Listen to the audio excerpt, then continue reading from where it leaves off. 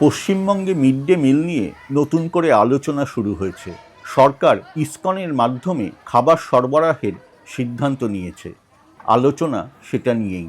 এই পরিবর্তনের মধ্যেই সবচেয়ে বড় প্রশ্ন, যারা এতদিন ধরে স্কুলের রান্নাঘরে কাজ করেছেন সেই রান্নার দিদিদের কি হবে? হাতিয়ারা হাই মাদ্রাসার প্রধান শিক্ষকের কথায় উঠে এলো সেই অনিশ্চয়তার ছবি। ধরুন আমার স্কুলে ইসকন খাবার সরবরাহ করবে, তাহলে আমার 6 জন যে কুক-কাম হেল্পার আছে তাদের কি হবে? তারা তো একটা মান্থলি বেতন পাচ্ছে, দীর্ঘদিন কাজ করছে, তাহলে তাদেরকে কাজ চলে যাবে নাকি তারা ওই ইসকনের সঙ্গে মিলে কাজ করবে? এটা একটা প্রশ্ন আমারও আর কি। আজকে কি রান্না হচ্ছে দিদি? আজকে কুমড়ো মোচা আলু দিয়ে রান্না হচ্ছে, আর টক ডাল হচ্ছে, আর ডিম লাল করে দেওয়া হবে। তবে স্কুলের অভ্যন্তরীণ রান্নার ব্যবস্থাকে নিয়েও নিজের অবস্থান স্পষ্ট করলেন প্রধান শিক্ষক। বিধাননগর পুর নিগমের নির্ধারিত খাদ্য তালিকা মেনে প্রতিদিন রান্না হয় এই মাদ্রাসায়। তালিকার কিছুটা পরিবর্তন থাকলেও তার দাবি, সুষম আহার নিশ্চিত করা হচ্ছে নিয়মিতভাবেই। আমরা বিধাননগর পৌর নিগমের অধীন, বিধাননগর পৌর নিগমের একটা চার্ট রয়েছে যে কোন দিন কি খাবার দিতে হবে।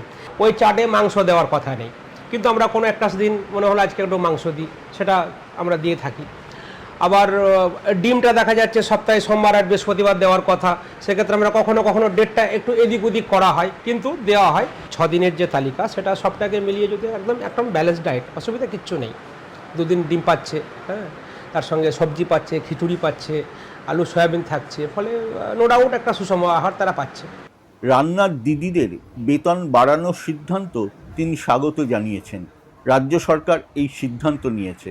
তার মতে এটা দীর্ঘদিনের কাজের স্বীকৃতি। 2000 টাকা বরাদ্দ ছিল, সেখান থেকে যে 3000 টাকা হয়েছে, এই জন্য বর্তমান যে রাজ্য সরকার, সে রাজ্য সরকারকে আমি স্বাগত জানাচ্ছি। ভীষণ একটা মানবিক সিদ্ধান্ত।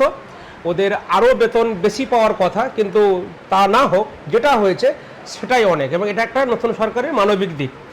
একদিকে যেমন কেন্দ্রীয় রান্নাঘরের মাধ্যমে খাবার সরবরাহের সম্ভাবনা, অন্যদিকে এখনও বহু স্কুল নিজেদের রান্নাঘরের ওপরেই নির্ভরশীল। কিন্তু সব স্কুল কি এই নতুন ব্যবস্থায় আসবে? এই প্রশ্ন নিয়েই তৈরি হচ্ছে বিভ্রান্তি। তবে আমাদের স্কুল মাদ্রাসার ক্ষেত্রে আমরা ইসকন বললেও আমরা কিন্তু ইমপ্লিমেন্টেশন করব না, কারণ আমাদের নিজস্ব সেলফ কিচেন রয়েছে। সেখানে আমাদের যে বাচ্চা, সেখানে আমরা আমাদের যে কিচেন, তাতেই আমরা মানে বেটার পরিষেবায় বিশ্বাসী আর কি। প্রস্তাব আছে আমার একটা, যে শুধু ইসকন মিড ডে মিলে কেন খাবার সাপ্লাই করবে? আমাদের যে বিধানসভা, লোকসভা রয়েছে, মন্ত্রী এমএলএ যারা রয়েছে, যেখানে নিজস্ব ক্যান্টিনে তারা খাবার খাচ্ছে, সেই দায়িত্ব ইসকনকে দিলেও মনে হয় ভালো হয় আর কি। অন্যদিকে ইসকনের তরফে দাবি, স্কুলে বর্তমান কর্মীদেরও এই ব্যবস্থার সঙ্গে যুক্ত করার সুযোগ থাকবে। মিলটা আমরা পৌঁছিয়ে দিলাম, ওরাই যারা কাজ করে ওরা সার্ভ করবে, বাসনটা ধুয়ে রাখবে, তারপরে আমরা নিয়ে নেব। আর যারা ওখানে স্কুলে অ্যাক্সেস যারা রান্না করতো, ওরা যদি আমাদের স্ট্যান্ডার্ড ফলো করে তো আমাদের কিচেনেও কাজ করতে পারবে। আচ্ছা, মানে আপনারা তাদেরকে নিয়ে নেবেন? অফকোর্স, আমাদের তো লোক লাগবেই, আমাদের তো রান্না তো হবেই। দুপক্ষের বক্তব্যে একদিকে আশ্বাস, অন্যদিকে অনিশ্চয়তা দুই আছে। কিন্তু বাস্তবে স্কুলগুলো কিভাবে এই পরিবর্তনের সঙ্গে মানিয়ে নেবে তা এখনো পুরোপুরি স্পষ্ট নয়।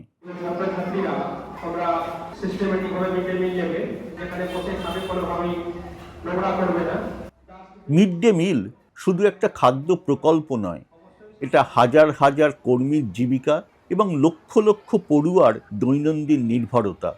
পরিবর্তনের এই সময় প্রশ্ন থেকেই যাচ্ছে, কিভাবে বদলাবে এই দীর্ঘদিনের ব্যবস্থা।